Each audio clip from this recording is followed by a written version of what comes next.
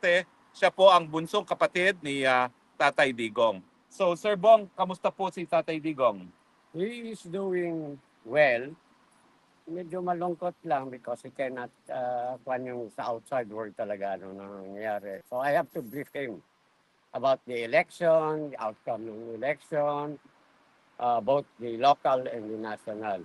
And very happy na I told him you got a very overwhelming vote as mayor of Davao again. So masaya sa. Ano po sinabi niya in particular? Doon sinabi niyong tambak ang kanyang panalo. Ako ang nagsalita nga sa kanya, sabi ko, grabe yung outcome, yung number of votes mo kaysa yung opponent, alam mo. At saka, pang Vice Mayor Basteren, including si Congressman Pulong, and yung anak niya si Omar, also won the congressional seat, 2nd District. And of course, Congressman Unga won sa 3rd District. Ano pong sinabi niya? Yung sinabi niyong overwhelming ang victory. Nakasmile. Nakasmile. Ngayon, yung ano po, yung 5 na pumasok na inendorso natin para senador, ano pong sabi niya? Medyo doon nakuhan siya kasi sa senator, sabi ko kasi may mga twist na nakukuhan, iba na nag-support sa kuhan. Pero sabi ko, overall, do not worry because I think, naman, ang support din nila kay VP Sara. So, O yung pinasabi ko po sa kanya na safe na sa impeachment si VP Sara doon sa 6 na sigurado nating kakampi at 6 pa na pagpapipilian pa dahil ang kailangan na lang natin 2 para hindi na matanggal si VP Sara. yeah, well, I think para din sa akin, with the overall nangyari sa national alos natanggal yung mga, alam mo na, yung sa Congress. Mga buisit, mga Hawad Committee. So I think yung mga opposition ng iba, I think they will think about time. Kung ano yung noon, it cannot go that way. So there's a big chance na ang support with Sara. Nasabi niyo ba ho na yung Abante na nagpapanggap na anak ng Diyos ay natalo? Nasabi niyo sa kanya na natalo si Abante? Ano sabi niya? Ikinuto ko kay PRRD ang sabi ko, lahat yung mga yung hinarap mo sa Quadcom, sabi ko walang lumusot. Sabi niya, ganun ba? Tawa siya ng tawa. So high spirit siya dahil doon sa resulta ng eleksyon. Oo. Ngayon, ano pong mga request niya kung meron man? Okay, ang sabi niya sa akin, paglapas ko daw. Again and again, would like to thank all those who supported him, moral support, all yung lahat na dito na, because I told him na merong mga tao sa park, nagkakontrol. Sabi niya, ganun pa. Sabi niya, parang from the bottom of his heart.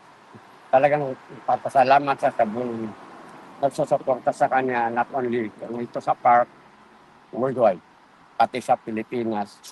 At ang sinabi lang niya, hindi niya makakalimutan ito. Parang utang na loob niya sa mga. Napansin ko po, hindi yung daladalang labada niya. Naglalaba na ba siya on his own? Kinuhaan ko sabi ko sa guard na nagbabantay, sabi ko, I'm here to get his laundry, pero parang sinabi mo lang, laundry. So, hindi na ako nag-insist. Pero ayaw mo maglaba no? Ganon. Pero, ayan, he's okay. High spirit ka. Sir, can we ask question as well? Yes, now, please, Sir, questions. Is Mayor Duterte aware na nananalo talaga yung dear friend niya na now Senator Attorney Rodante Marcoleta? Yeah. Yes, I give him all the, because hindi na natin masabi na, kasi hindi pa ito official. But I told him na yung, the counting went, more or less ganito na lumusot. So, in a way, masaya. Masaya talaga. Lalo na sa Davao na lahat ng kuwan niya lumusot. Walang kabila.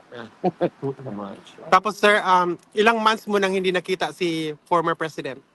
Ako, Yes po. since pagpunta nila sa Hong Kong, Okay. Mga... kasi was suspected to from Hong Kong, yes, to fly back to Davao. Okay. Sir, can you also ask what your feelings were nung nakita mo for the first time, si PRR ay Mayor Duterte?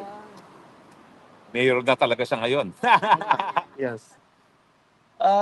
Kung siya, I mean, you know, he is a little bit detached kasi nga, as I said, you know, wala siyang kuwan sa outside world.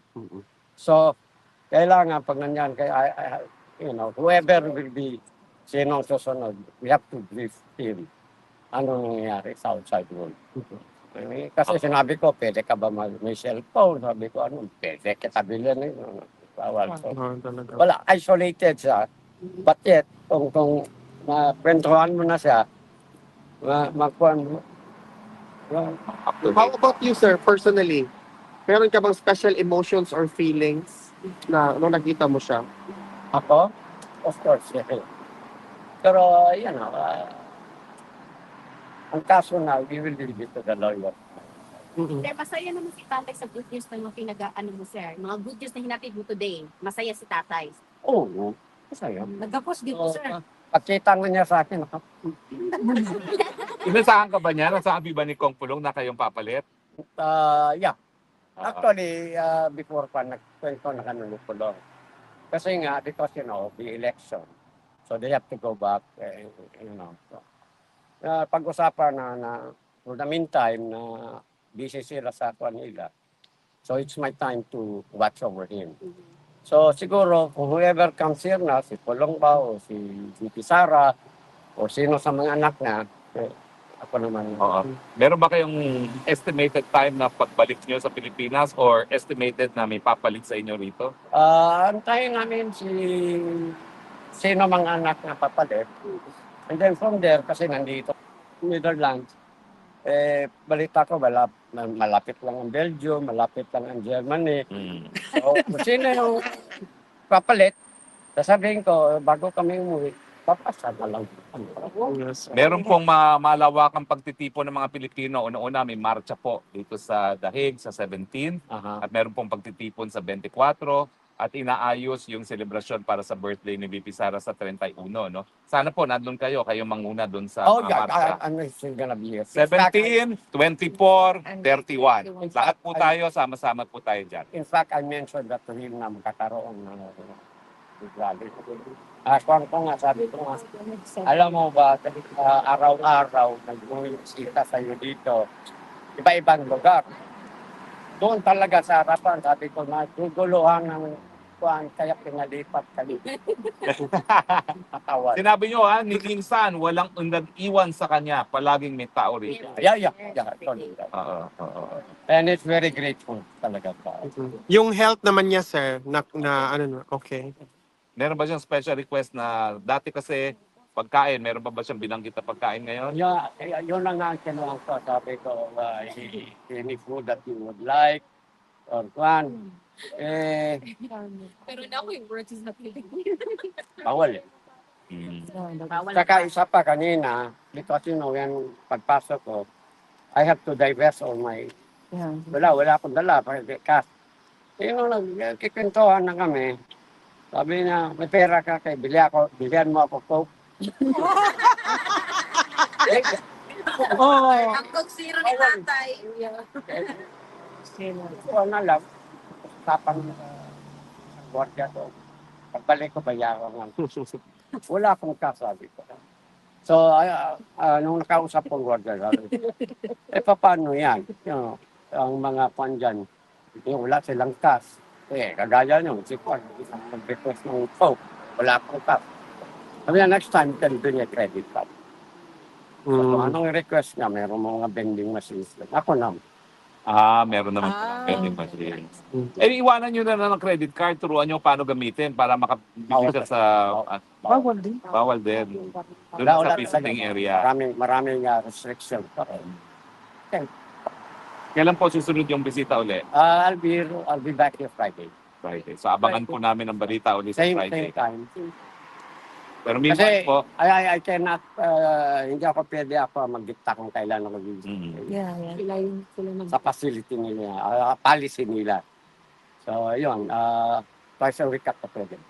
so, Sir Bong, marami po kasi mga Pilipino nagtitipon-tipon dito sa Europe, nagpapakita ng suporta. So kung hindi po pumapatak ng araw ng Tuesday and the Friday na araw ng bisita nyo, pwede nyo rin sila puntahan, no? Pwede. Sama tayo. Kung ano yung supportan ninyo kang PRRD, of course, nandito din ako. Ay, salamat, sir. Well, May we katanungan are pa? our family, very grateful.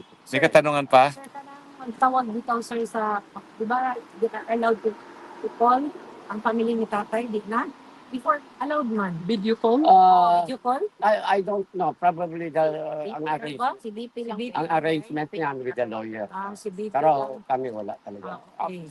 Palakad na ako doon, pati jacket, nanginginig ko. Pangit. Sir, okay na yung biyahe, sir, ha? Kararating nyo lang po eh. Ya kanina lang. Opo, okay lang po kayo, walang jet lag. Wala pa. Wala pa. By the way, sir, welcome sa Netherlands. Mamaya. Mamayang gabi. Welcome po sa mag-weather. Mainit to, pero malamig pa rin. Any more questions? Salamat. Okay, thank you po. On Friday muli. Okay. Yeah. You'll be here Friday. Same time back. So sa 17 po 17, 24, and 31. Okay. Thank you po. Congratulations ko sa kanya. Video? A picture.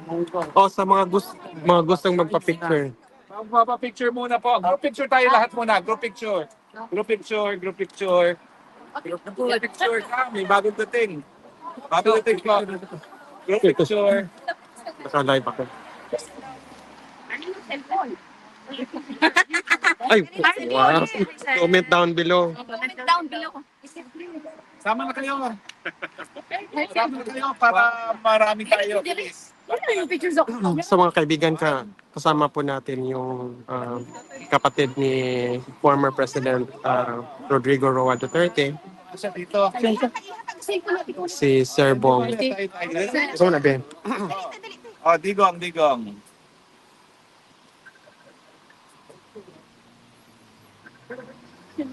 Okay. Duterte.